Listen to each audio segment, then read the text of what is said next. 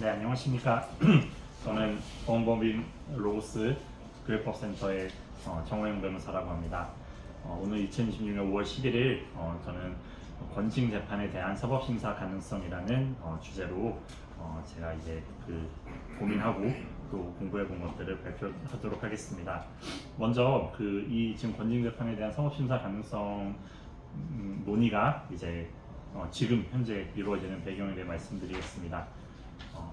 기독교 대한감리회 총회재판위원회는 지난 2022년에 그 교단 소속 교회를 담임하는 A 목사에 대하여 2019년에 개최된 문화축제에서 성소수자 그리스도인을 위한 축복식을 집례하였다는 이유로 정직 2년의 벌칙을 확정하는 판결을 선고했습니다. 이에 대해 그 목사가 이 사건 그 정직 판결에 대해서 이제 무효 확인을 청구하는 소를 제기했는데 1심인 서울중앙지방법원은 그러한 소가 사법심사의 대상이 될 수 없다고 판단하여 이를 각하하는 판결을 선고하였으며 그 해당 목사가 항소를 제기하였음에도 서울고등법원은 항소를 기각하는 판결을 선고하였습니다.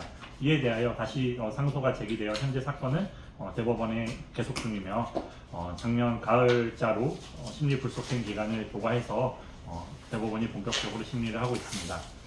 한편 같은 교단의 노회는 2023년 동일한 목사에 대해서 2020년 이후에도 비슷하게 동성애 찬성 동조를 하였다는 이유로 출교에 처하는 벌칙을 내리는 판결을 선고하였습니다.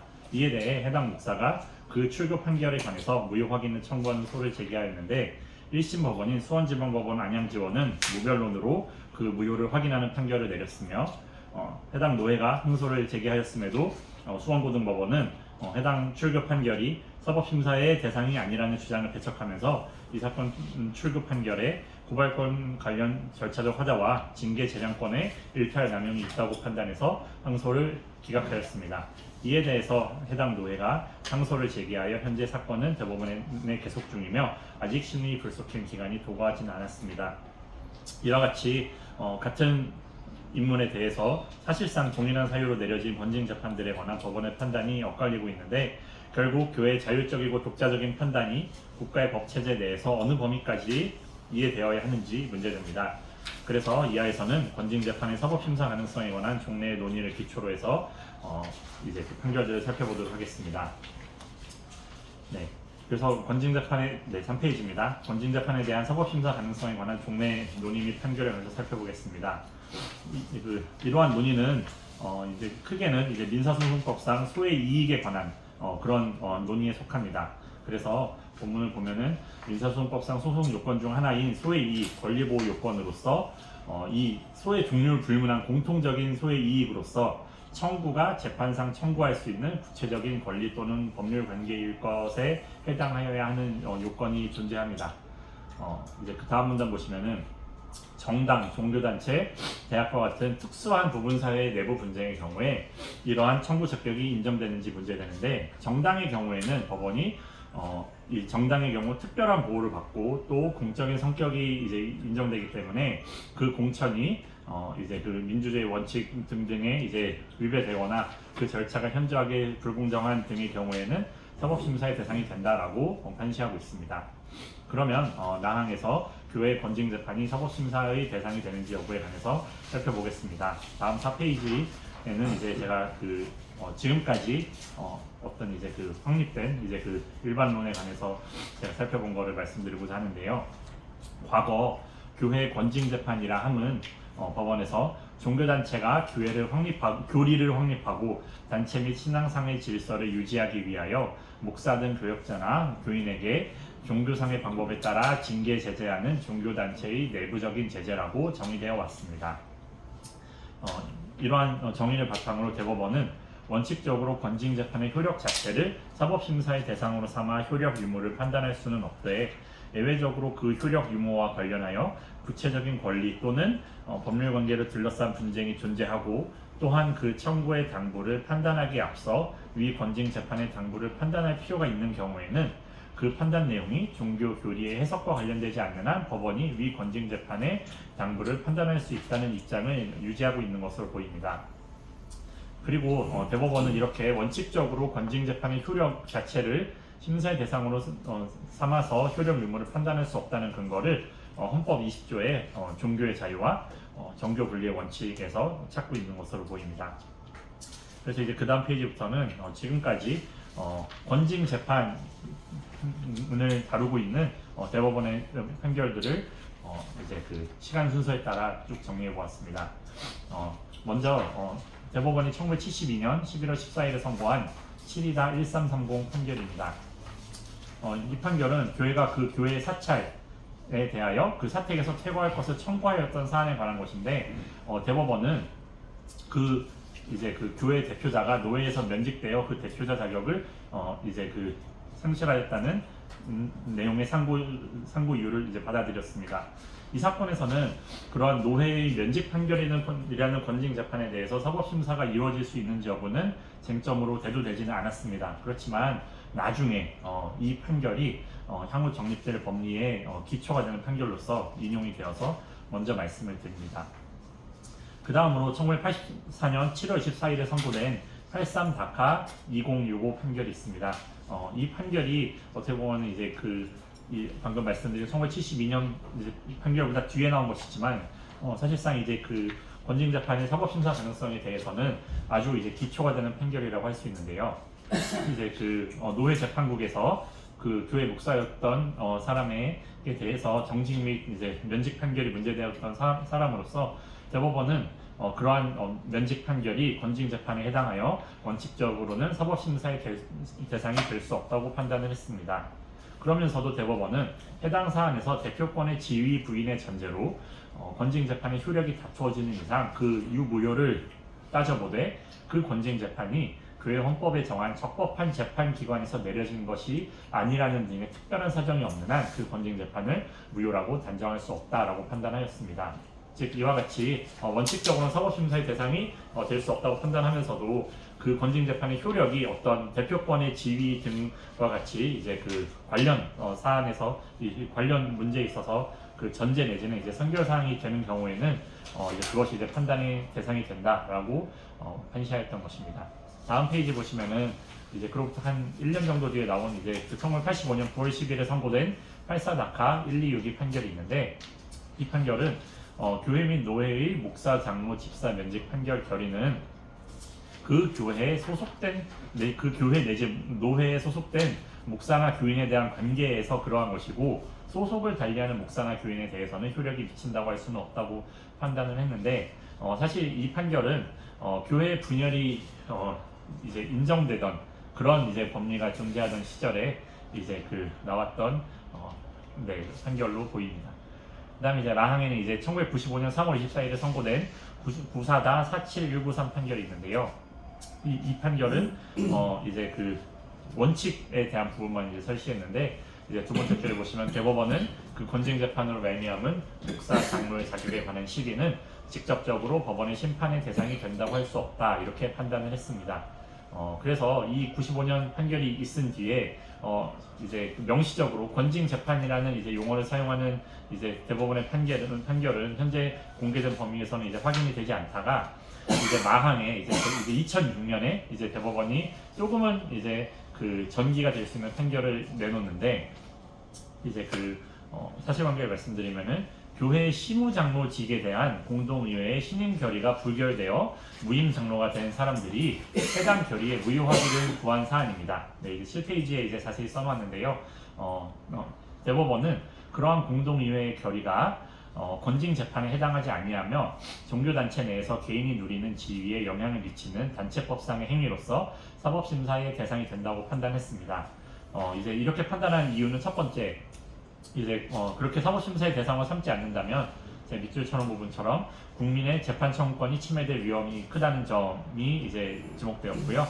두 번째로는 사법심사의 대상을 삼지 않는다면 정의관념에 비추어 도저히 묵과하기 어려울 만큼 중대한 하자가 있는 그런 경우가 이제 적지 아니할 것이다라는 점이 제시가 되었고, 또 하나의 근거로는 그 지위에 영향을 미치는 처분이나 결의의 이유 자체가 언제나 신앙이나 교리와 직접 연관되어 있는 것은 이제 아닌 이제 그런 점이 있다 라고 제시했고, 마지막으로는 교회 내부의 반목이 극심한 데다가 교단 분열로 인하여 소속 교단부터가 불분명한 경우라고 이렇게 8페이지까지 되어 있는데 개인적으로는 이 판결에서 그 흥미롭게 생각한 부분은 7페이지 하단에 통상의 그러니까 이 권징 재판과 이제 그러니까 사법심사의 대상이 되지 않는 권징 재판과 이제 그렇지 않냐 이제 단체법적 행위는 이제 구분하는 이제 그 기준으로서 그러니까 어쨌든 교회에서 뭔가 이제 결의가 있으면은 그것이 신앙이나 교리와 관련이 없다고 할 수는 없는데 이제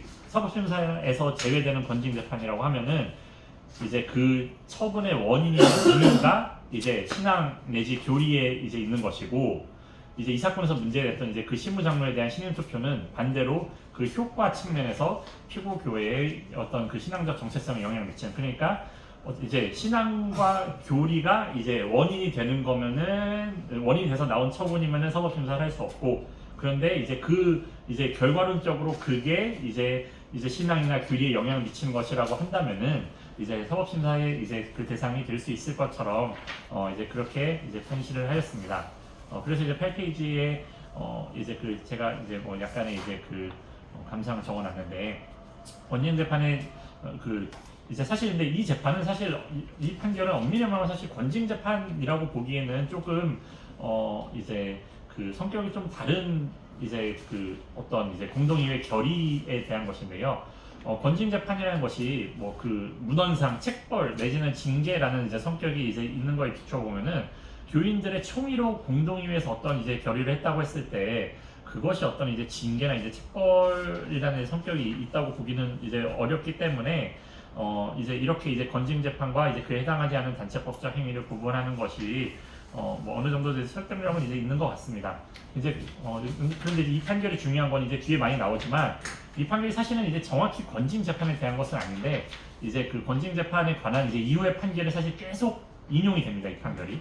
네. 그래서 이제 다시 이제 시간 순서로 이제 시간의 흐름으로 돌아와서 8페이지 바항 이제 2007년에 선고된 이제 그 판결을 보면 이제 그 이 판결은 이제 교회 분열 과정에서 노회로부터 면직 출교 결정을 받은 담임 목사의 해당 교회 대표권이 문제되었던 사안으로서 대법원은 권징 재판으로 말미암은 목사 장로의 자격에 대한 시비는 직접적으로 법원의 심판의 대상이 된다고 할 수 없되 다만 그 효력의 유무와 관련하여 구체적인 권리 또는 법률 관계를 둘러싼 분쟁이 존재하고 또한 그 청구의 당부를 판단하기에 앞서 그 징계의 당부를 판단할 필요가 있는 경우에는 그 판단의 내용이 종교 교리의 해석에 미치지 아니하는 한 법원으로서는 위 징계의 당부를 판단해야 한다. 라고 이제 그 판시를 했습니다. 이제 그 사실 이제 이 판시가 이제 향후 이제 계속 나오는 판시인데요. 이제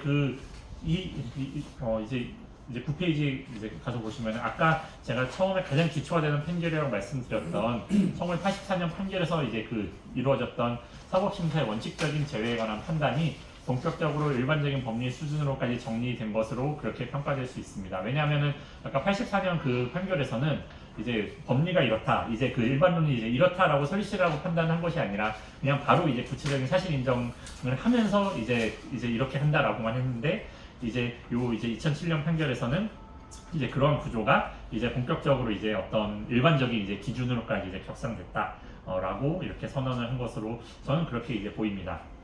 그런데 이제 뭐 특기할 만한 상황으로서 사실 이제 대법원이 이 1984년 판결을 인용한 게 아니라 이제 대법원이 이제 이 지금 2007년 판결을 하면서 인용했던 것은 사실은 불교 종단의 사찰 주지 해임에 관한 판결입니다.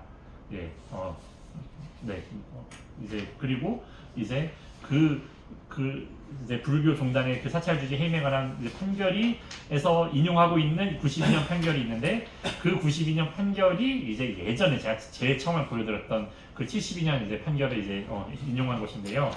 뭐 이 부분은 뭐 제가 각주에 지극히 사견을 달아놨는데 왜 하필 이 불교 것을 이제 인용했을까라고 생각을 했을 때 아마 이제 이 이전까지는 사실 이제 교회의 이제 분열이 인정되다가 이제 2006년부터 이제 교회 분열이 이제 인정되지 않으면서 그동안 분열이 인정되지 않았던 사찰의 사례를 인용한 것이 아닌가라는 그런 개인적인 이제 추측은 듭니다. 이제 그 9페이지의 사항, 이제 2008년 대법원 판결 보시면 이제 이 판결은 이제 교단이 이제 그 지교회의 담임 목사에 대한 이임 처리 결정이 이제 적법한지 이제 다투어졌던 사안입니다.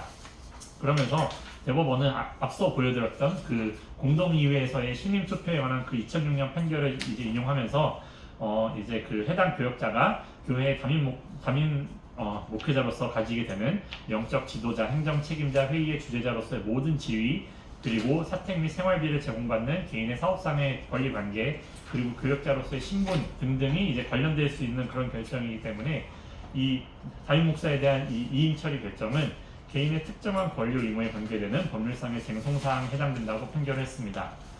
10페이지 보시면은 이제 그 지금 방금 말씀드렸다시피 이 2008년 판결은 2006년 판결 앞서 보았던 2006년 판결을 이제 인용을 했는데, 사실 이제 2006년 판결은 어떤 교회의 어떤 공동의회라고 하는 이제 그 의결 기관에서 이제 그 장로에 대한 이제 신임 투표가 이제 이루어졌던 사안인데, 사실 이제 이 2008년 이 그 판결의 경우에는 교회가 아닌 상위 교단의 이제 그 소속 지교회에 관한 약간은 이제 고권적인 이제 결정에 이제 관한 것이어서 사실은 이게 동일하게 적용될 수 있는지 조금 의문일 수 있는데, 어쨌든 뭐 이제 그 현실적으로 봤을 때 이 2006년 판결에서 설치된 그 법리의 적용 범위가 이제 이런 그 이제 상위 교단의 지교회에 관한 결정에 대해서까지 이제 적용되는 것으로 이제 확대되는 것으로 이제 이해될 수 있습니다. 참고로 이 2008년 판결에서는 이임 처리 결정이라는 것을 권징 재판으로 직접 지칭하지는 않습니다. 그리고 이 이임 처리 결정의 사유로 이제 이제 1심이나 원심 판결을 보더라도 어떤 신앙이나 교리적 측면에서의 그런 것은 아닌 것 같기는 합니다. 이제 다음 이제 10페이지 아함에 이제 2010년 이제 그 판결이 있는데요. 이 판결은 교단으로부터 예배 방해 행위 등을 이유로 면직 등의 처분을 받은 목사에 대한 교회 사택의 인도 청구가 문제되었던 사안입니다. 그래서 이제 이 법원에서는 지금까지 말씀드렸던 그 대법원이 이제 그 어떤 이제 그 구체적인 권리 또는 법률 관계와 관련된 소위 이익에 관한 이제 이제 비슷한 이제 일반론을 이제 거의 그대로 이제 설치를 했는데, 제가 이제 이 판결을 이제 굳이 인용했던 것은 이제 무효 사유에 대해서 조금 더 추가가 됐습니다. 그래서 이제 그래서 이제 어떤 게 추가됐냐면 84년 판결에서는 적법한 재판기관에서 내려진 것이 아니라는 등의 특별한 사정이 없는 한 유효하다라고 이렇게 판단이 됐었는데, 2010년 판결에서는 그 적법한 재판기관에서 내려진 것 여부 외에 그 종교단체 소정의 징계 절차를 전혀 밟지 않거나 징계 사유가 전혀 존재하지 아니하는 이제 그런 경우에는 이제 권징 재판이 이제 무효라고 볼 수 있다. 이제 그렇게 이제 사유가 추가가 되었습니다. 그리고 이렇게 지금 쉽게 보면 이제 이 세 가지의 이제 그 무효 사유는 지금까지도 이제 다른 재판에서 그대로 이제 원용되고 있습니다. 다음 이제 11페이지 보시면은 자항에 대법원 2011년 판결이 있는데, 이 판결에서부터 이제 조금씩 이제 그 대법원의 이제 그 법리가 조금씩 이제 왔다 갔다 하는 이제 지점이 있는데요. 이제 이 사안은 교회 당회에서 이단 여부에 관한 문제 제기로 인해서 갈등이 있었던 장로, 권사, 집사, 안수 집사에 대하여 갈등이 있었으니까 안 나온 거죠. 그러니까 이제 1년간 불출석을 이유로 제적 결의를 했던 사안입니다. 그래서 이제 그 대법원은 사법심사 가능성에 관한 기존의 법리를 설치하면서도 이제 그 상고 이유가 그래도 어쨌든 이제 개인의 지위에 영향을 미치는 단체법상의 행위이기 때문에 사법심사를 해야 된다라고 이렇게 그 상고를 한 것에 대해서 종교단체 의사결정이 종교상의 교의 또는 신앙의 해석에 깊이 관련되어 있다면 그러한 이제 그 개인의 법적 지위에 영향을 미치는 의사결정이 이더라도 그 의사결정에 대한 사법적 관여는 억제되는 것이 바람직하다고 판시를 했습니다. 참고로 이 사건 주심은 양창소 대법관이었습니다. 이제 그러면서 이제 이 사법심사의 이제 그 대상이 아니라고 판단하면서 이제 든 첫 번째 논거가 이제 구체적 권리 의무에 관한 청구의 전제 문제로 다투어지는 사안이라고 보기 어렵다고 보았습니다. 그러니까 이제 제적이 돼서 내가 교회에서 누리는 뭐가 어떻다라는 거에 대해서는 주장이 없다. 그런데 아마 요 상고 이유에서 내가 이제 교인에서 제적이 되면은 이제 총유권자가 아니기 때문에 이 총유물인 교회 건물을 사용 수익하지 못하지 않냐라는 주장을 한 것 같은데, 이제 그것은 이제 그 제적 결의에 따른 후행적인 효과지 어떤 그 제적 결의의 효력 유무와 별도의 그런 분쟁이라고 할 수 없다라고 하면서 이제 지금 이제 어떤 이제 구체적인 이제 권리 내지 법률 관계의 관련성을 부정을 했고, 그리고 이제 두 번째 이유로서 이제 밑줄 쳐놓은 부분처럼 제적 결의의 교회법적 정당성을 재단할 적법한 권한을 가진 상급 7위회가 존재한다. 그러니까 이건 지금 교회 당회에서 이제 이렇게 했기 때문에 노회에 가져가서 이제 자율적으로 해결이 가능한 부분이 있다. 이제 이렇게 보았고, 이제 12페이지에 제가 이제 그 세 번째 항목에 밑줄 쳐놓은 것처럼 정의관념에서 묵과하기 어려울 만큼의 중대한 하자가 있다고 할 수는 없다. 이제 이렇게 판시를 했는데요. 근데 이제 이게 지금 이 2011년 판결을 아까 앞에 보았던 2006년 그 이제 공동의회에서의 그 신임이 부결됐던 그 사안에서는 개인의 이제 법적 지위에 이제 영향을 미치는 그런 단체법상의 행위는 이제 그 사법심사의 이제 대상이 이제 된다라고 판시를 했는데, 이제 요 2011년 판결에서는 그러한 행위라 하더라도 그것이 종교상의 교의 또는 신앙의 해석에 깊이 관련되어 있는 경우라고 한다면은 사법심사의 대상에서 제외된다라고 해서 다시 약간의 또 그 경계선을 그어 놓았습니다. 근데 이제 그 다음 문장에 보면은 이 2011년 판결에서도 이게 제가 한 문장 네 번째 줄 정도 보시면은 건진 재판에 해당한다고 사실 명확하게 이렇게 해놓지는 않았습니다. 네, 이거는 이제 건진 재판인데 이렇다라고 한 게 아니라 이제 여기 이제 제가 이제 그 판시를 그대로 인용하면 종교 단체로서 교리를 확립하고 신앙상의 질서를 유지하는 한편 피고 교회에 대하여 해교 행위라는 교인들을 구성원에서 배제하는 방법으로 조직의 안정과 화합을 도모하려고 하였던 이제 제적 결의라고 이제 보았는데, 그러니까 이제 신앙상의 질서를 세우기 위했다고 했으니까 건진 재판에 해당한다고 이름 볼 수 있는 것 같지만 사실 그걸 명확하게 판단하지는 않았고, 오히려 이 건진 재판 인지 여부가 문제가 아니라 그냥 종교단체의 의사결정 전반에 관해서 그러니까 이것이 종교상의 교리나 해석과 이제 연관이 있느냐 없느냐, 이제 또 정확히 문헌상 표현하면 깊이 관련이 되어 있느냐 아니냐 여부를 기준으로 사법심사 가능 여부를 판단하려 한 것으로 보입니다. 네. 그래서 이제 그 다음 페이지 넘어가시면 다만 근데 이제 제가 12페이지 첫 번째 3번 부분에 이제 밑줄 쳐는 것처럼 중대한 하자가 있다고 할 수 없으니까 사법심사 대상으로 보기 어렵다 이렇게 판단했는데, 이거는 약간 조금 논리적으로 안 맞는다는 표현이 들긴 했습니다. 왜냐하면 중대한 하자가 있는지 없는지는 사실은 열어봐야 아는 건데 이제 안 열어보고 안다. 근데 그래서 제가 이거를 이제 생각해봤을 때 왜 이렇게 했을까라고 생각을 했을 때, 이거는 사실 맥락상 약간 그러니까 약간 행정처분에서의 그 법리를 약간 생각했을 때 좀 명백한, 그러니까 중대하고도 명백한 그런 것을 이야기하기 위한 것이 아니었나, 이제 그런 생각이 들고 어쨌든 의문으로 남는 부분입니다. 그리고 이제 2015년에 이제 또 하나의 이제 큰 판결이 나오는데요. 이제 13페이지입니다. 어느 교단이 이제 선교비 유용 등을 이유로 선교사를 해임하였던 결정에 관한 사안입니다.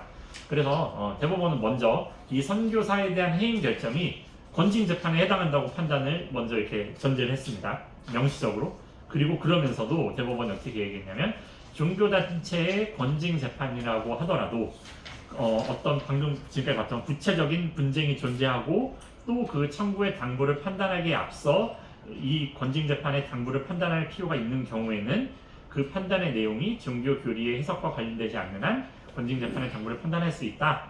이제 이렇게 판단을 했습니다. 그러면서 어떻게 설치를 했냐면, 이제 밑줄 쳐놓은 부분만 읽겠습니다. 피고 총회의 선교사는 후원자가 총회 이제 선교부에 납부한 선교비를 총회로부터 지급받고 선교사직에서 해임되는 경우 그 총회로부터 선교비를 이제 지급받을 수 없다.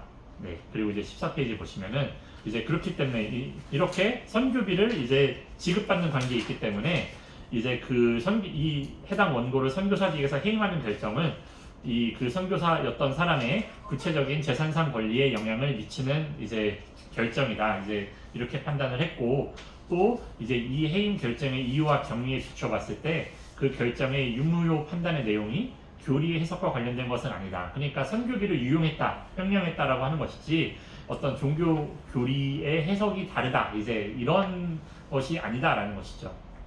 그래서 아까도 말씀드렸다시피 2011년 판결에서는 그 제적 결의가 당회의 결의가 건진 재판에 해당되는지 여부에 대해서 명확히 밝히지 않았지만, 이제 요 2015년 판결에서는 권징 재판에 해당된다는 것을 명확하게 밝혔습니다. 그리고 그러면서도 그 바로 위에 문단의 마지막 밑줄 쳐놓은 부분처럼 종교 교리의 해석과 관련된 것이 아니다라고, 그러니까 권징 재판이라고 보면서도 이제 이 권징 재판은 종교 교리의 해석과 관련된 것이 이제 아니다라고 한 것은 아니다라고 했는데, 이것은 종교의 교리나 해석과 무관한 권징 재판도 존재할 수 있음을 전제한 것으로 보입니다.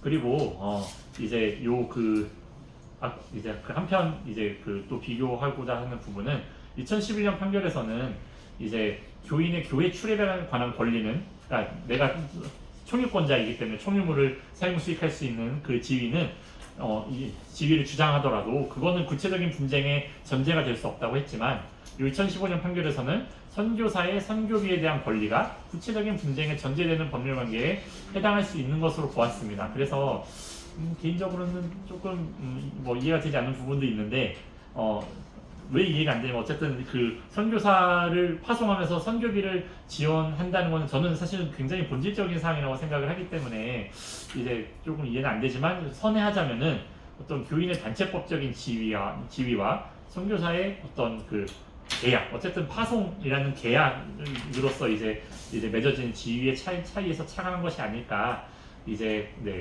그렇게 생각을 하고 싶습니다. 그런데 이 사건에서는 이 선교사로 해임됐던 분이 선교비를 달라고 하는 사건이 아닙니다. 그냥 나 선교사 해임된 게 부당하다 이렇게만 이제 다투었는데, 이제 그 2015년 판결에서는 방금 말씀드렸다시피 선교비를 지급받는 관계에 있기 때문에 그 구체적인 재산상 권리에 영향을 이제 미친다라고 보면서 이제 그 대법원 2011년 5월 13일 선고 2014-84-956 판결을 인용했는데요. 사실은 이 판결은 읽어보면은 사찰의 주지와 관련해서 이미 그 부동산 관련 명의신탁 소송이 진행되고 있었던 사안입니다. 그러니까 이 판결을 인용해서 이제 그러니까 이 판결은 진짜 그렇게 분쟁이 있었던 이제 사안이고, 지금 이제 2015년은 사실 그런 재산에 관한 분쟁이 없는데도 지금 이제 이렇게 지금 재산의 분쟁이 진행되고 있었던 이제 판결을 이제 인용을 했는데, 이것이 조금 적절한지는 이제 조금은 의문이긴 합니다. 네, 그런데 어쨌든 간에 이제 실질적으로 이제 앞서 봤던 것처럼 2008년에 어쨌든 그 목사의 지위에서 어떤 이제 뭐 담임 목사로 가지게 되는 뭐 영적 지도자, 뭐 사택 및 생활비 지급받는 뭐 그런 것들에 기초해서 이제 그 소의 이익을 인정했던 이제 그러한 이제 어떤 그 대법원의 이제 그 법리가 이제 그 판단이 이제 본격적으로 정립되는 것이 아닌가라고 이제 생각이 됩니다. 이제 15페이지 보시면 이제 대법원 2016년 판결이 있는데요. 이 판결은 정말 간단하게 그 첫 번째 문단 두 번째 줄에 있는 것처럼 담임 목사 지위 보유 여부는 서법 심사의 대상이 된다. 이제 거의 한 이 정도로만 이제 그 판결을 해서, 사실상 이제 그 어떤 뭐 분쟁이 있고 없고, 이제 재산적인 분쟁이 있고 없고를 떠나서 어떤 이제 그 지위만으로도 이제 구체적인 이제 분쟁과 관련된 소의 이익을 이제 이렇게 정말 간략하게 이제 인정을 하고 있는 이제 그런 상황입니다. 그리고 이제 그 대법원 2019년 판결이 있는데요. 요 이제 2019년 판결은 이제 장로 임직이 이제 무효임을 이제 이제 그 총회 재판국이 이것도 조금 말이 많은 판결인데, 총회 재판국이 장로 임직이 무효임을 확인하는 판결을 내렸던 사안입니다. 네. 그런데 이제 대법원은 이제 이 판결에 대해서 권징 재판도 아니고 당의 종교의 교리 또는 신앙의 해석과 깊이 관련되어 있는 종교단체의 의사결정도 아니라면 종교단체 내에서 개인이 누리는 지위에 영향을 미치는 단체법상의 행위는, 특히 목사, 장로 등 교역자에 대한 인면행위는 사법심사의 대상이 될 수 있다.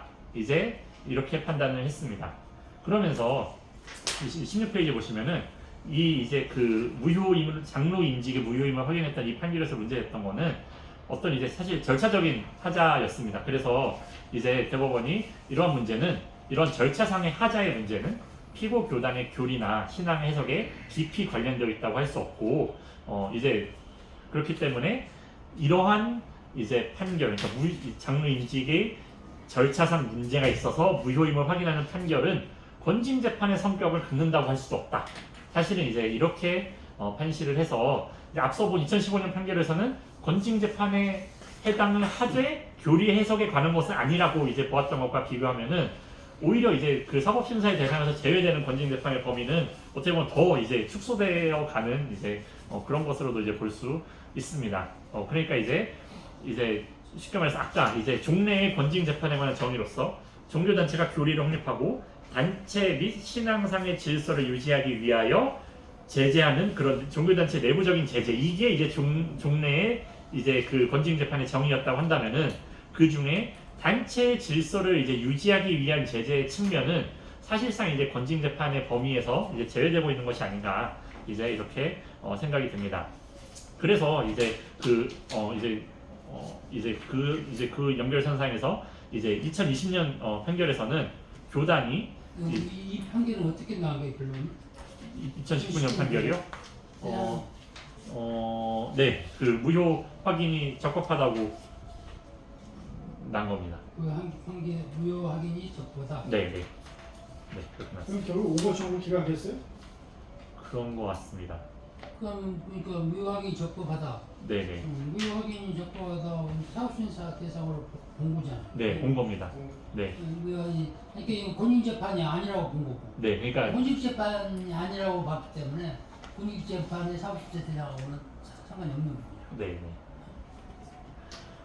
그래서 이제 그래서 그렇게 보았고 2020년 판결에서는 이제 교단이 이제 그 노회에 이제 그 소속된 분들한테 이제 허위 강도사 인허 등을 이유로 이제 그 강도권 외 일체 공직 정지를 이제 명한 이제 판결을 내린 사안에 관한 것인데요. 이 사건에서 이제 대법원은 이제 교회 대표자는 이제 예배 및 종교 활동을 주재하는 종교상의 지위와 아울러 비법인 사단의 대표자 지위를 겸유하면서 교회 재산의 관리 처분 등의 대표권을 이제 가지고 있다라고 해서 이제 17페이지처럼 이제 교회의 재산 관리 처분과 관련된 교회 대표자 지위에 관한 분쟁은 이제 소위 인정되는 이제 그러한 이제 분쟁에 이제 그 해당된다라고 보았습니다. 그러면서 이제 대법원이 그 목사의 지위와 이제 그러니까 목사와 연관되는 이제 이런저런 지위를 다 열거합니다. 그래서 어떤 임원 그리고 교단 산하의 뭐 이사직 그리고 담임 목사, 당회장, 재직회장 직이 다 정지가 되고 약간 강도권 외에 다 정지라고 했기 때문에 그런 것들이 이제 다 이제 그 정지가 되면은 이제 사법심사의 대상이 된다. 이제 이렇게 판단한 것입니다. 그래서 일련의 대법원 판결들의 입장을 종합을 하면은 종교적 이유로 종교적 방법으로 구성원을 제재 징계하는 건징재판의 경우에는 원칙적으로 사법심사의 대상이 되지 않되 그 건징재판의 효력이 다른 구체적인 법률 행위에 관한 분쟁의 기초가 되어 그 청구의 당부를 판단하는 데 있어서 필요하다면 사법심사의 이제 대상이 될 수 있다는 것이며 건징재판에 이르지 않아서 개인의 권리에 영향을 미치는 단체법적 행위에 해당한다면 사법심사의 이제 대상이 되지 아니하되 이제 그러한 경우에도 종교의 교리나 해석과 관련된 것이라면 사법심사의 대상이 될 수 있다. 이제 이렇게 이제 그 조금 복잡하지만 정리가 될 수 있습니다. 말하는 것 같은데 종교 교리나 해석 관련된 것이라면 그것이 아니라는 얘기죠. 네네네.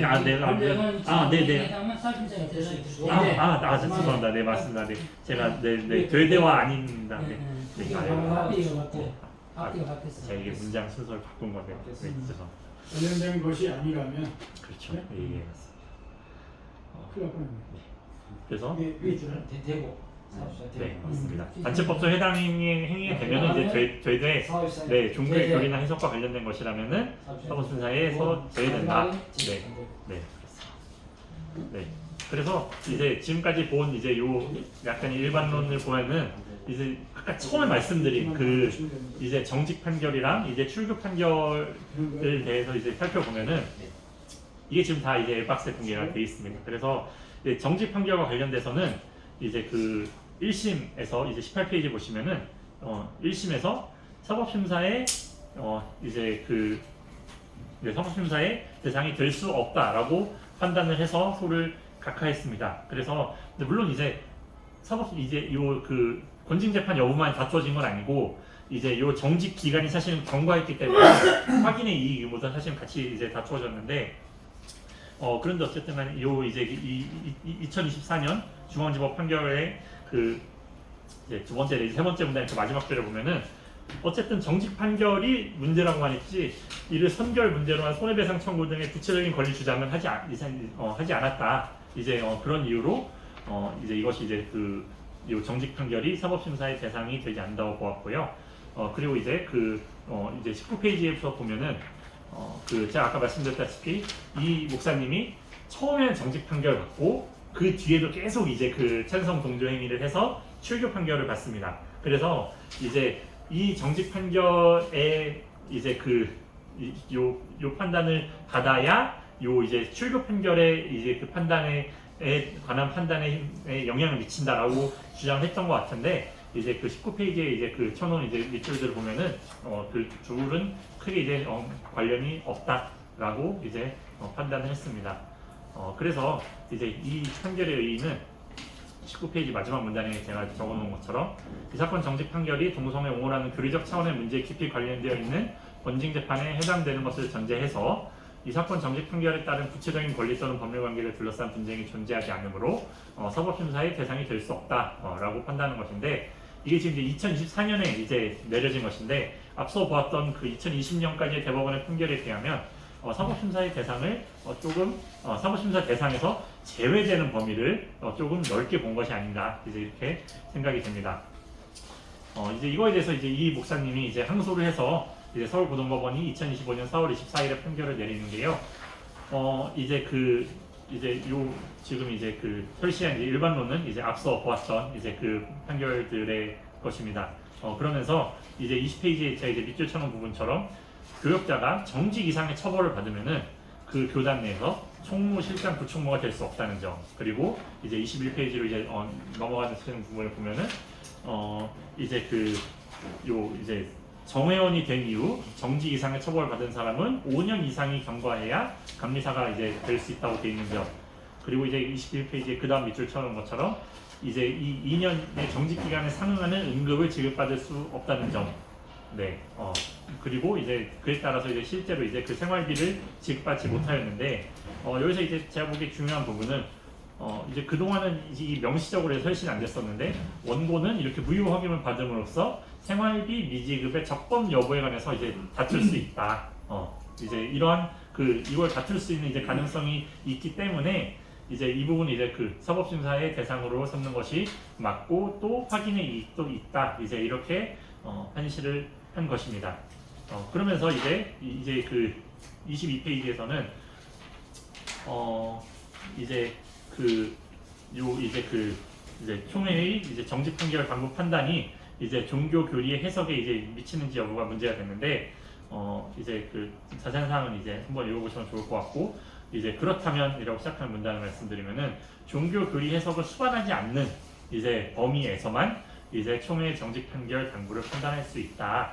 이제 이렇게 했는데 그것이 보면 앞에 위에 기억이라고 되어 있는 총회 재판에 중대한 절차적 하자가 있는지 그리고 니은 그래서 이 사건 범과 규정에서 정한 동성애를 찬성하는 하거나 동조하는 행위에 해당하는지는 사실 인정과 규범에 관한 포섭 문제에 이제 해당하기 때문에 이 부분은 이제 정직 판결의 당부를 판단할 수 있다. 이제 이렇게 판단을 했던 것입니다. 그래서 이제 22페이지 마지막 문단에 이제 써 있는 것처럼 이는 이제 권징재판이 사법심사의 대상이 되는 범위를 축소하는 최근의 판례의 추세와 어느 정도 이제 부합하는 것으로 그렇게 보입니다.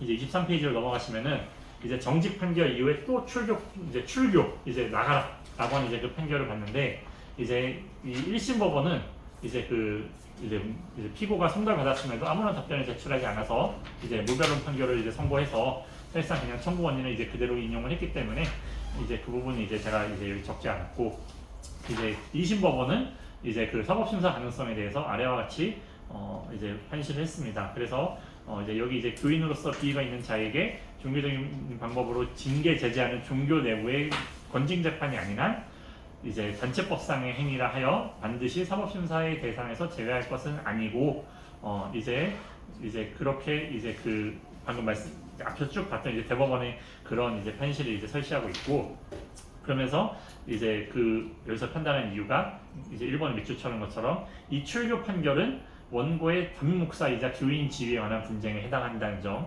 그리고 이제 24페이지 밑줄 쳐놓은 것처럼 피고의 출교 판결에 따라 출교될 경우 담임 목사의 지위를 상실하는 결과를 가져오므로 원고의 구체적인 권리에 영향을 미치고, 또 세 번째 사항으로서 교리와 장정에서 정한 건징 재판에서의 실체적 절차적 하자에 관한 부분은 이에 관한 서법적 판단이 종교상의 교리 해석에 깊이 관련되어 있다거나 종교단체 조직과 운영에 관한 자율성을 침해한다고 보기 어렵고, 그리고 마지막으로 이 동성애를 찬성하거나 동조하는 행위에 해당하는지는 사실 인정과 규범에 대한 포선 문제에 해당하는 것으로 보인다라고 해서 이제 사법심사의 대상으로 삼았습니다.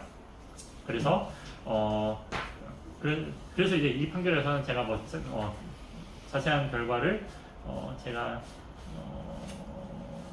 밑에 그런데 이제 제가 이 판결에 약간 좀 설치해서 좀 이해가 조금 안 되는 부분은, 어쨌든 교단 내 목사를 지위를 가진 사람이 교단 내에서의 신앙 교리적인 역할이 무엇인지, 그래서 그 목사의 지위에서 소위 축복식을 거행하는 것에 신앙 교리적인 의미가 무엇인지에 관한 해석은 사실은 법원이 할 수 있는 사실 인정의 문제라기보다는 어떤 교단의 규범과 경전의 내용을 기초해서 해석이 이루어지는 그런 측면도 이제 있다고 생각이 되며, 또한 이제 결과적으로 이렇게 동성애를 찬성하거나 동조하는 행위에 대한 책벌이 무거운지 여부는 결국 그 행위의 경중의 전제가 되는 신앙 교리적인 의미와 이제 불가분의 관계에 죄송합니다. 네, 그러니까 좀 잘못 썼는데, 그러니까 따로 떼어놓고 보기는 어렵습니다.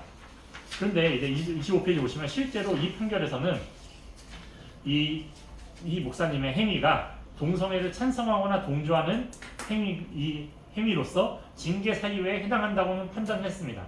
네, 그런데 막상 이 사건 출교 판결과 관련돼서 재량권 일탈 남용이 있다라고 해서 이제 교회의 항소를 기각을 했는데, 이러한 행정행위 취소 여부에 관한 재량권 일탈 남용 여부에 관한 판단이 무효 사유에 관한 판단을 위하여 필요한 것일지도 이제 의문이고, 또 이렇게 일탈 남용 여부에 관한 판단이 종교적 해석과 이제 무관한지는 이제 조금 이제 의문이 듭니다.